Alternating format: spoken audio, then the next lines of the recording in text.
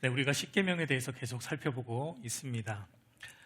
오늘은 이제 이계명에 대해서 우리가 조금 다뤄보고자 하는데, 먼저 우리 이계명을 다시 한번 읽어보도록 할게요. 우리 앞에 있는 거 보고 한번 읽습니다.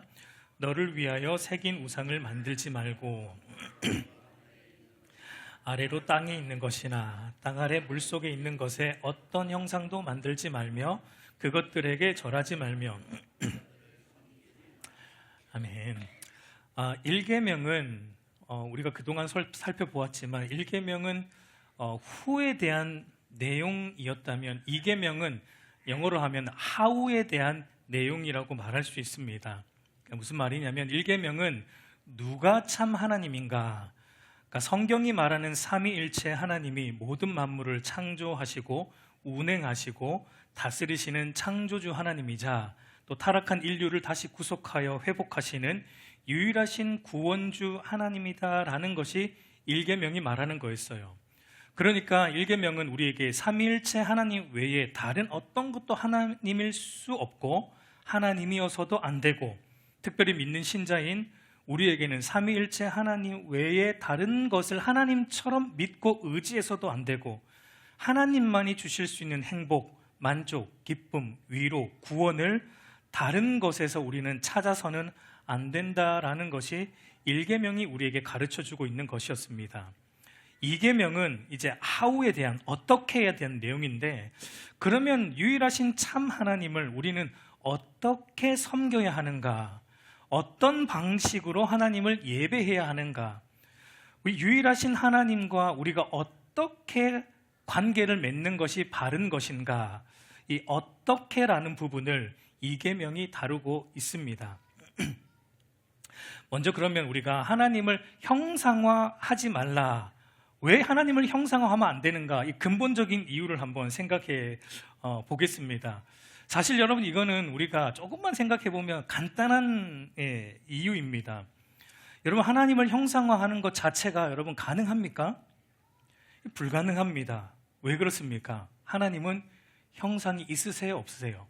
없습니다.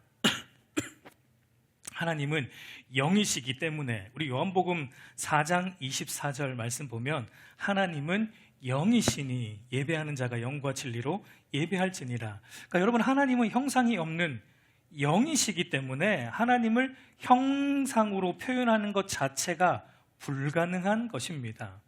여러분, 그래서 이 세상에 하나님이다라고 형상화해 놓은 모든 것들은 다 뭐라는 거예요? 그 인간이 자기 상상으로 만들어낸 거짓 하나님, 우상에 불과한 것이지 참 하나님의 형상이 아니다라는 겁니다. 그렇기 때문에 우리는 영이신 하나님을 어떤 형상으로 만들거나 표현해서는 안 된다라는 거예요. 그리고 또한 여러분, 하나님은 어떠한 형상으로 표현될 수 없는 무한하신 분이에요. 전능하신 분입니다. 그러니까 그래서 결코 형상화될 수가 없습니다.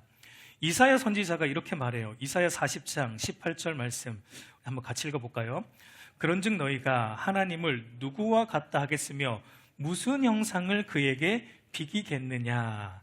그리고 이사야 40장 25절 26절도 한번 읽습니다. 거룩하신 이가 이르시되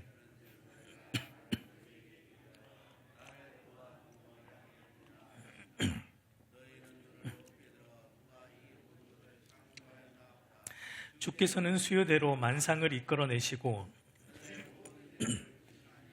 그의 권세가 크고 그의 능력이 강함으로 하나도 빠짐이 없느니라. 그러니까 여러분, 하나님은 자신을 아무에게도 비길 수 없다라고 말씀하시면서 눈을 들어 뭘 보라는 겁니까? 세상 만상을 보라는 거예요. 그걸 보면서 뭘 생각하라는 겁니까? 이 모든 것 누가 만들었느냐? 하나님이 만들었다는 겁니다. 너희가 지금 형상으로 표현하고자 하는 그게 하나님이 창조한 피조물에 불과하다는 겁니다. 그러니까 어떤 형상도 하나님의 형상으로 우리가 빚어서는 안 되고 표현할 수 없는, 하나님은 전능하신 창조주 하나님이시다. 그러므로 여러분, 우리가 하나님을 어떠한 형상으로 만들거나 표현하는 순간 우리는 어떤 죄를 범하게 됩니까?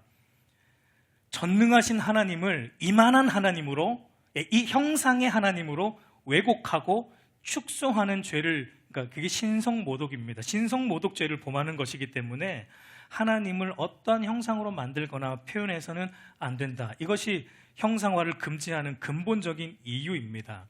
근데 여러분, 이 부분에서 우리가 한 가지 오해를 짚고 넘어갈 필요가 있는데, 여러분, 하나님이 형상으로 만들지 말라라는 것은 아무 형상도 만들지 말라는 그런 의미로 하신 말씀은 아니다라는 겁니다.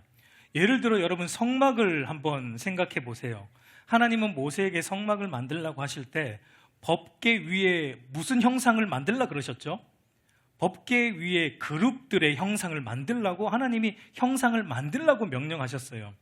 그리고 휘장에도 어떤 형상을 수놓아 놓으라고, 휘장에도 그룹들의 형상을 수놓아 놓으라고 하나님은 형상을 만들라는 명령도 하셨습니다. 그러니까 형상 자체를 만드는 게 잘못된 것은 아니라는 겁니다. 그럼 뭐가 문제입니까? 뭐가 문제라는 거예요?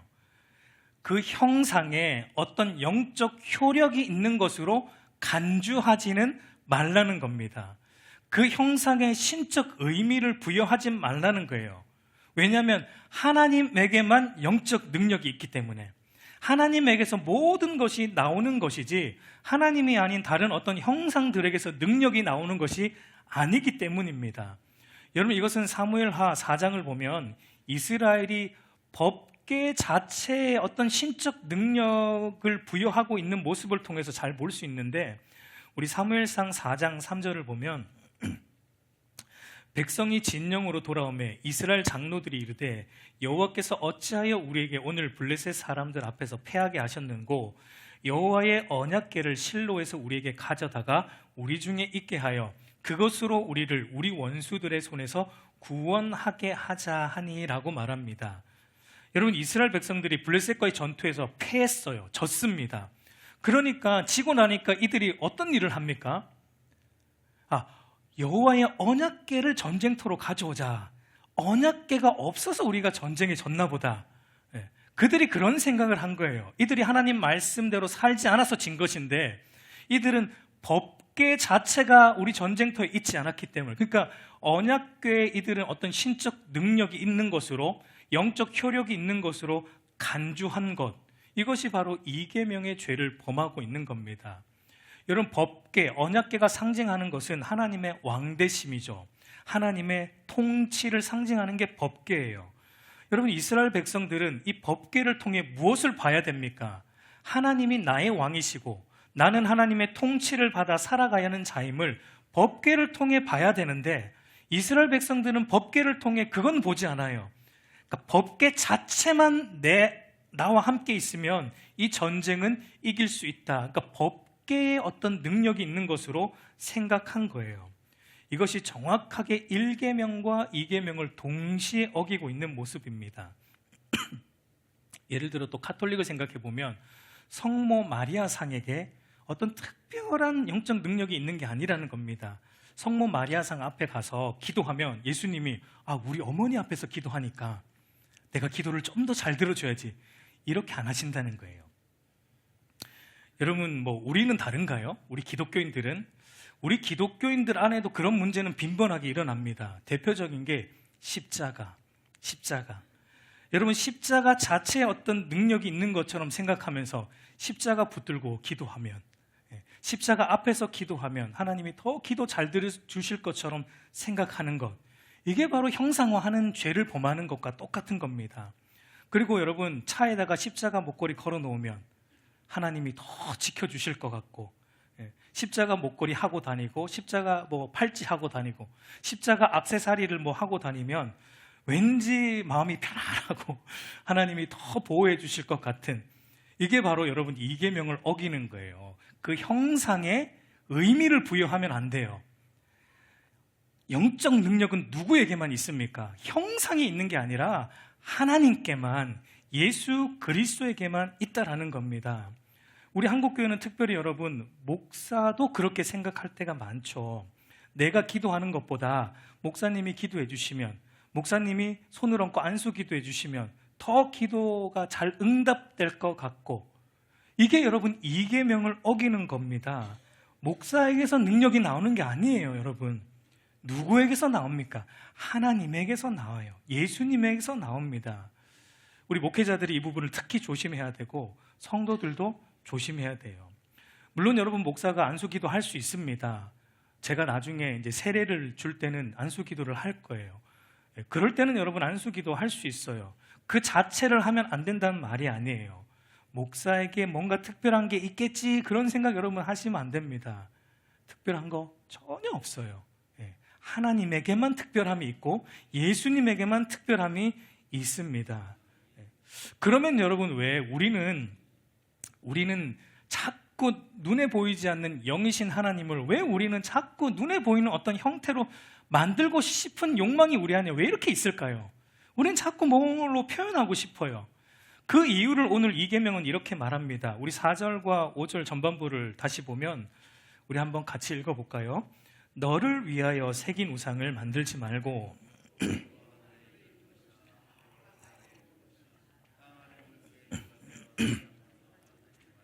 그것들에게 절하지 말며 그것들을 섬기지 말라. 여러분, 이 계명의 시작이 무슨 말로 시작합니까? 너를 위하여라는 말. 그러니까 너를 위하여 만들지 말라는 거예요. 너를 위하여. 그러니까 여러분, 이게 무슨 말을 하고자 하는 거예요? 왜 인간이 자꾸 하나님을 눈에 보이는 형태로 표현하고자 하는가? 눈에 보이는 형상으로 만들고자 하는가? 그 근본적인 이유가 누구 때문에? 하나님 때문이 아니에요. 하나님을 이렇게 만들어서 하나님을 높여드려야지, 그게 아니에요. 근본적인 이유는 나를 위한 거예요. 무슨 의미입니까? 여러분, 우리가 영이신 하나님을 우리 눈에 보이고 손에 잡히는 어떤 형상, 어떤 형태로 표현하고 만들고 싶다라는 건 결국 하나님을 내가 어떻게 하겠다는 의미입니까? 내가 원하는 방식으로 믿겠다는 겁니다. 내 손에서 놀아날 수 있는 하나님을 내가 믿겠다라는 의미가, 우리는 그렇게 말은 안 하는데 형상화할 때 사실은 그런 의미가 들어있다라는 것을 이 계명은 우리에게 말해주고 있는 겁니다. 여러분, 하나님을 형상화한다라는 것은 무슨 의미냐면 하나님이 이러했으면 좋겠다라는 나의 바람이 그 형상에 표현된 겁니다. 여러분, 보통 교회나 우리 믿는 그리스도인들 집에 걸려있는 예수님의 형상화, 그림, 액자 보면 주로 어떤 그림입니까? 어떤 그림들이에요?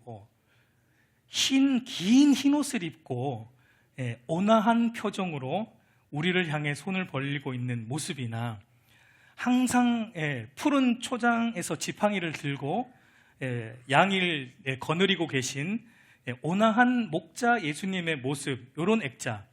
여러분, 우리 교회도 계단 올라올 때 1층에 보면 액자 보셨습니까? 유심히 안 보셨죠?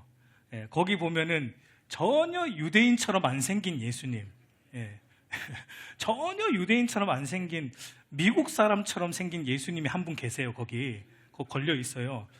미국 예수님이 웃는 모습으로 양 한 마리를 이렇게 지극히 쳐다보시면서 그윽하게 쳐다보시는 예수님 그림이 있습니다. 여러분, 그런 예수님의 형상과 그림을 보면서 우리는 어떤 예수님을 생각합니까?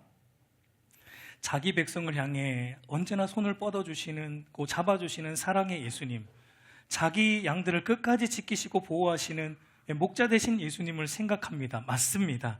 예수님은 여러분, 자기 백성들에 대해서 한없이 손을 뻗어주시고 잡아주시는 사랑의 예수님 맞고, 양과 같이 어리석은 우리를 늘 푸른 초장으로 인도해 주시고 지켜주시는 목자 되신 예수님 맞아요.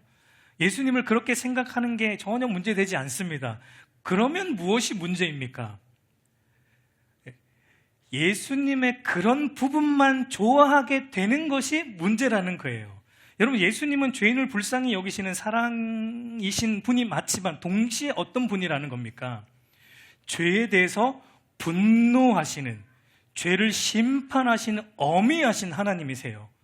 하나님을 예배하는 성전을 장사하는 집으로 만들었던 자들의 상을 막 뒤엎으시면서 화를 내셨던 죄에 대해서 분노하시는 예수님이십니다.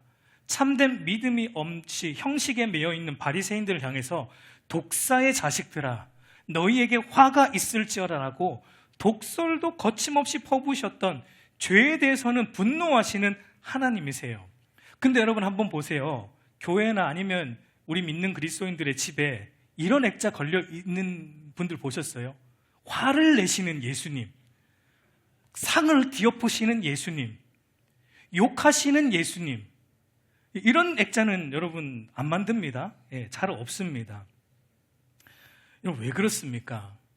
우리는 사실 사랑의 예수님은 굉장히 좋아하는데 진노하시는 예수님은 그다지 좋아하지 않기 때문에, 우리는 사실 나를 잘되게 해주시고 형통하게 해주시는 하나님은 너무 좋지만 나의 죄에 대해서 진노하시고 벌하시는 하나님은 사실 우리가 별로 좋아하지 않기 때문이에요. 여러분, 우리가 절대 간과하지 말아야 될 것은 저와 여러분이 온전하지 않다라는 것. 여러분, 우리 안에 하나님을 우리가 믿고 싶은 대로 믿고자 하는 이 죄악된 본성이 우리 안에 있다라는 사실을 우리는 절대 잊어서는 안 돼요. 여러분, 푸른 초장에서 온화한 모습으로 웃으시는 예수님 형상이 틀린 게 아니지만, 그런 예수님을 형상으로 그렇게 표현하게 되면 우리는 은연중에 어떻게 되냐면, 예수님은 이러해야만 된다라는 고정관념이 우리 안에 생기게 되는 죄인들이다라는 것을 잊어서는 안 된다는 겁니다. 출애굽기 32장에 나오는 이스라엘 백성들이 금송아지 우상을 만드는 사건도 보면, 여러분, 이들이 왜 하필 하나님을 금송아지 형상으로 만들었습니까? 여러분, 당시 송아지가 상징하는 게 뭐였습니까? 부, 명예, 권력, 힘, 이런 게 이제 송아지가 상징하는 것이었는데, 그 말은 이들이 왜 하나님을 송아지의 형상으로 만들었다는 겁니까? 이들이 원하는 방식, 이들이 원하는 하나님, 이들이 믿고 싶은 하나님은 어떤 하나님이라는 겁니까? 우리에게 부를 주시고 우리를 성공하게 해주시고 우리에게 힘을 주시는 하나님. 물론 여러분, 이게 전혀 틀린 건 아니잖아요. 모든 힘과 부와 권력도 하나님께 속해 있기 때문에 하나님이 우리에게 부도 주시고 힘도 주시고 권력도 주시는 분이 맞아요. 그러나 문제는 그렇게 형상화하게 되면 그 순간 하나님은 그 하나님으로만 굳혀지는 겁니다. 부와 권력과 힘의 하나님으로만 축소되게 되는 것이기 때문에 하나님은 이걸 금하시고 있는 거예요. 그래서 형상으로 하나님을 표현하지 말라라는 것입니다. 그러니까 여러분, 하나님을 형상화하거나 그것들에게 절하거나 섬기지 말라, 이 이계명은 우리에게 뭘 말씀하시는 거냐면, 너희가 하나님의 한 부분만 좋아해서는 안 된다라는 의미예요. 하나님을 너희가 믿고 싶은 대로 너희 방식대로 믿어서는 안 된다. 너희가 원하는 방식대로 하나님을 예배해서는 안 된다. 하나님과의 관계를 맺을 때 너희가 원하는 방식으로 하나님과 관계를 맺어서는 안 된다. 그러면 어떻게 하라는 겁니까?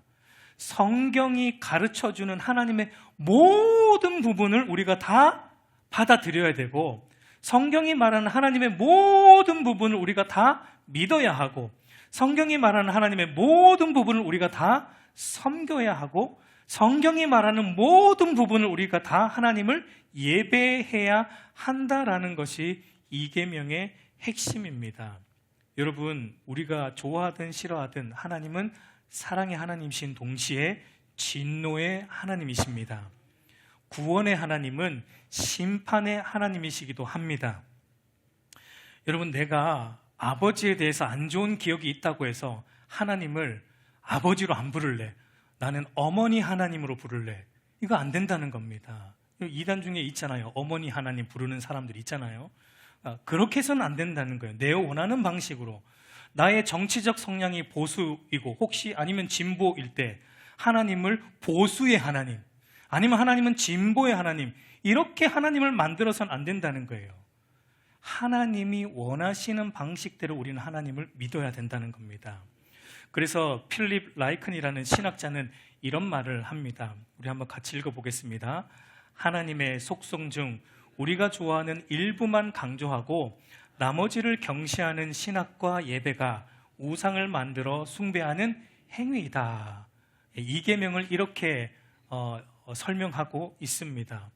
여러분, 그러므로 주일날 목회자를 통해 선포되는 하나님의 말씀, 선포되는 하나님의 모습, 선포되는 그리스도의 모든 부분을 우리는 다 아멘으로 받고 다 순종해야 되는 거예요.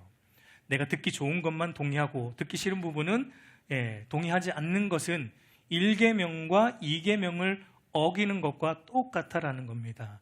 성경이 말하는 삼위일체 하나님의 모든 부분에 우리는 다 동의해야 되고 다 믿고 순종하며 그렇게 예배해야 된다라는 것입니다. 그러면 우리가 한 걸음 이제 더 나아가서 하나님을 어떤 형상으로 만들거나 표현하지 말라는 이 부정의 의미를 긍정의 의미를 한번 바꿔볼 필요가 있어요. 형상화하지 말라, 그것들에게 절하지 말라, 섬기지 말라는 부정의 의미를 긍정의 의미로 바꾸면 어떤 의미일까요? 여러분, 우리는 피조물이기 때문에 전능하신 창조주 하나님을 우리가 형상화할 수는 없습니다. 형상화해서는 안 됩니다. 근데 여러분, 하나님은 하나님이시기 때문에 하나님 자신의 형상을 만들 수 있을까요? 없을까요? 그거는 가능해요. 하나님이시니까 가능합니다. 그래서 여러분, 하나님이 자기 형상을 만드셨어요. 그게 무엇입니까? 바로 저와 여러분들이잖아요. 우리 창세기 1장 26절 한번 같이 읽어보겠습니다. 하나님이 이르시되 우리의 형상을 따라 우리의 모양대로 우리가 사람을 만들고 그들로 바다의 물고기와 하늘의 새와 가축과 온 땅과 땅에 기는 모든 것을 다스리게 하자. 이렇게 말합니다. 여러분, 하나님은 인간을 자기 형상, 하나님의 형상으로 만드셨고, 그리고 하나님의 형상으로 만든 인간에게 모든 피조물을 다스리는 대리 통치권을 주셨어요. 근데 여러분, 인간이 어떻게 했습니까? 우리가 잘 알지만 만물을 다스려야 될 인간이 어떻게 합니까? 피조물의 형상, 뱀의 형상으로 나타난 그 피조물인 사탄의 말을 듣고 굴복함으로 하나님의 형상을 잃어버렸어요. 죄로 인해. 그리고 또한 인간이 모든 피조물의 대표이었기 때문에 인간의 죄로 인해 모든 피조세계도 하나님의 저주 아래 놓였습니다. 그렇기 때문에 여러분, 이 피조세계, 창조세계가 다시 회복되려면 누가 회복돼야 돼요? 누가 먼저 회복돼야 돼요?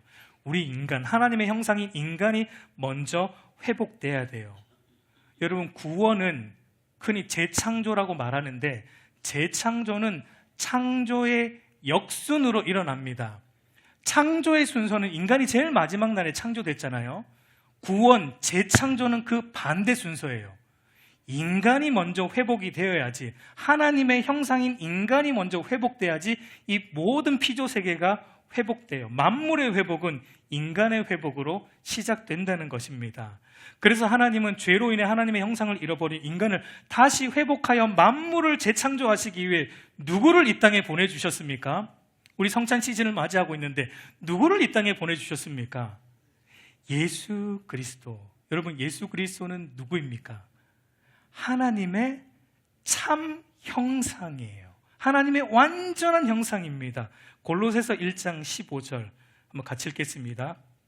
그는 보이지 아니하시는 하나님의 형상이요 모든 피조물보다 먼저 나신 이시니, 우리 히브리서 1장 3절도 같이 읽습니다. 이는 하나님의 영광의 강체시요 그 본체의 형상이시라. 그의 능력의 말씀으로 만물을 붙드시며 죄를 정결케 하는 일을 하시고 높은 곳에 계신 지극히 크신 이의 우편에 앉으셨느니라. 여러분, 성육신하신 예수님만이 하나님의 진짜 형상, 참 형상이라는 거예요. 사실 여러분, 이것 때문에 하나님을 우리가 형상화해서는 안 돼요. 이게 근본적인 더 큰 이유입니다. 예수님만이 하나님을 온전하게 나타내어주는 유일하신 하나님의 형상이에요. 그러니까 여러분, 다른 형상이 필요하다, 필요 없다? 필요 없다라는 거예요. 그러니까 다르게 말하면 다른 중보자는 필요 없다는 겁니다. 여러분, 형상이라는 것은 중보의 의미가 담겨 있어요. 예를 들어서 돼지 머리 앞에서 고사를 지내는 사람들 해보셨습니까? 안 해보셨죠? 예.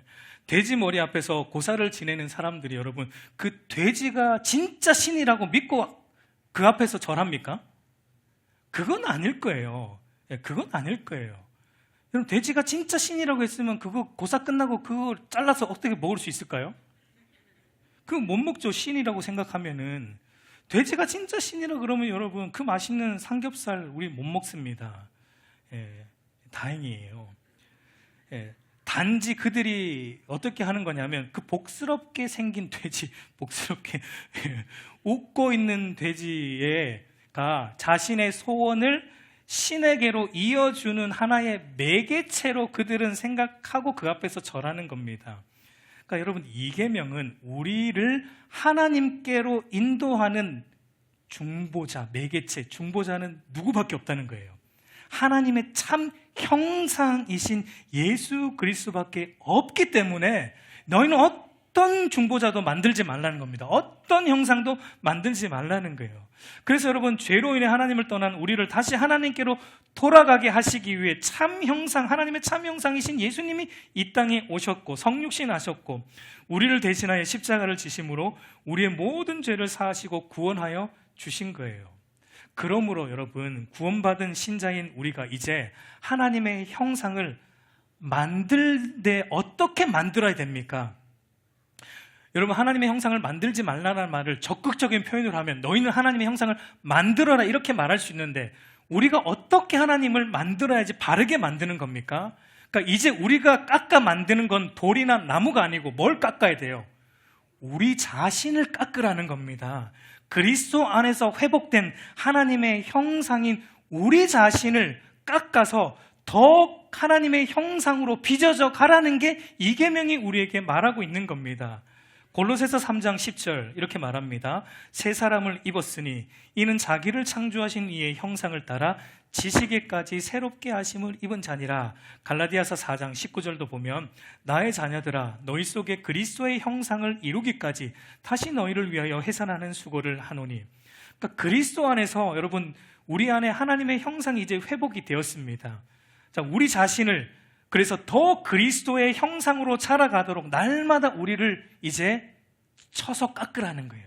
우리를 쳐서 복종하라는 겁니다. 그래서 그리스도를 닮아가라는 게 바로 이 계명, 하나님의 형상을 다른 것으로 만들지 말고 참 형상이신 예수 그리스도 안에 회복된 우리 안에 있는 하나님의 형상을 우리가 말씀으로, 기도로, 예배로, 이 교회에서 행해지는 신앙의 그 모든 일들로, 그리스도를 믿는 믿음으로 우리 자신을 점점 그리스도의 형상으로 빚어가고 닮아가라라는 게 오늘 이 계명이 말하는 가장 중요한 핵심이에요.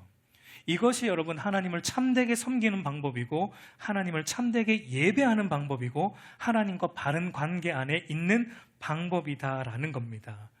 여러분, 이게 얼마나 중요했는가? 1계명과 2계명이 이렇게 얼마나 중요했냐면 1계명과 2계명을 이제 최종적으로 요약하시면서 하나님이 뭘 말씀하시냐면 우리 5절 6절을 보세요. 한번 같이 읽어보겠습니다.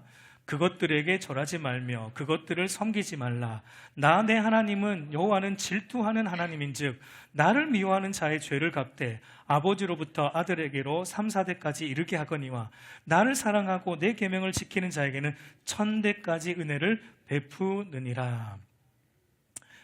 1계명, 2계명 너무 중요하기 때문에 여러분, 다른 계명에는 이렇게 부연 설명이 안 붙어 있는데 1계명, 2계명을 마치면서 하나님은 나를 이렇게 사랑하는 자에게는 1000대까지 은혜를 베풀 거지만 그러나 너희가 원하는 방식대로, 내가 원하는 방식이 아니라 너희가 원하는 방식대로 너희 마음대로 너희를 위해서 우상을 만들고 너희 마음대로 하나님을 변개시키면 저주가 임한다라는 말씀을 우리에게 주고 있는 것을 보게 돼요. 여러분, 계명을 어기는 자에 대한 저주의 심판은 부모로부터 자식에게까지 3, 4대까지, 지키는 자는 1000대까지. 이게 무슨 말일까요?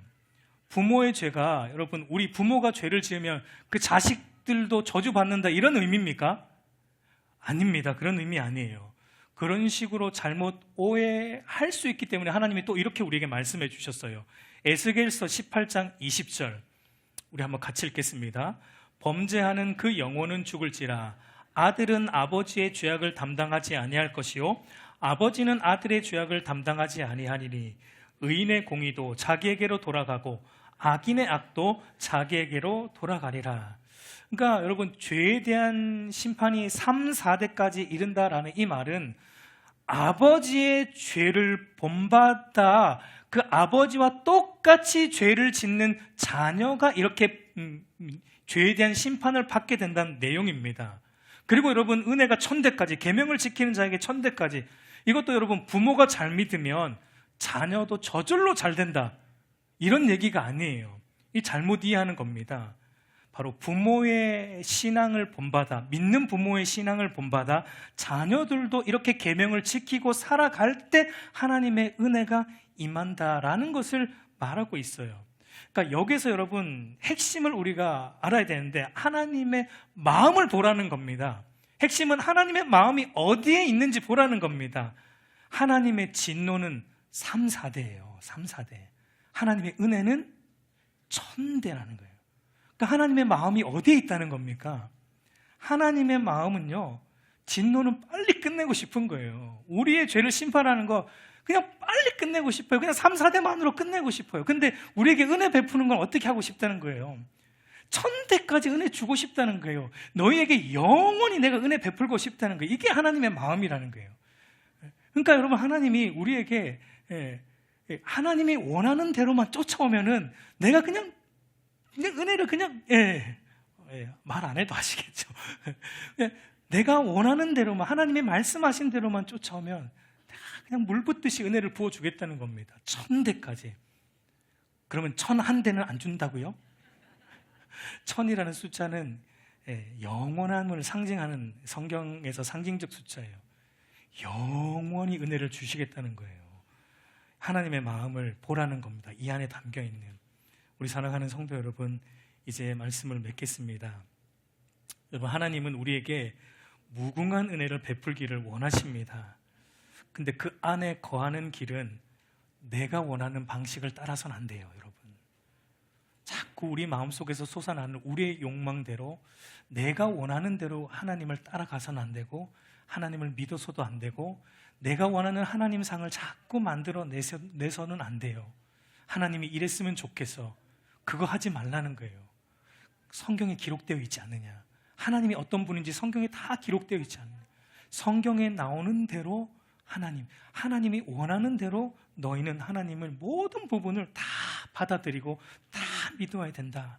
그렇게만 쫓아오면 된다. 그렇게 쫓아오면 내가 다 채워준다라는 것을 말하고 있습니다. 그렇게 예배하라는 거고, 그렇게 하나님을 섬기라는 거고, 그렇게 하나님과 바른 관계 안에 거하라는 겁니다. 그리고 무엇보다 말씀과 기도로, 경건의 훈련을 통해 우리 안에 그리스도께서 회복하여 주신 하나님의 형상을 날마다 말씀과 기도로 빚어가는 일에 힘써야 된다라는 것을 말하고 있습니다. 우리 사랑하는 성도 여러분, 그 일에 여러분 힘쓰십시오. 그리스도의 형상으로 자라가는 일에 여러분 힘쓰시고 애를 쓰시고 거기에 여러분의 시간과 노력과 에너지를 쏟으시기를 간절히 소망합니다. 그런 믿음이 저와 여러분 안에 있기를 우리 주님의 이름으로 축복합니다.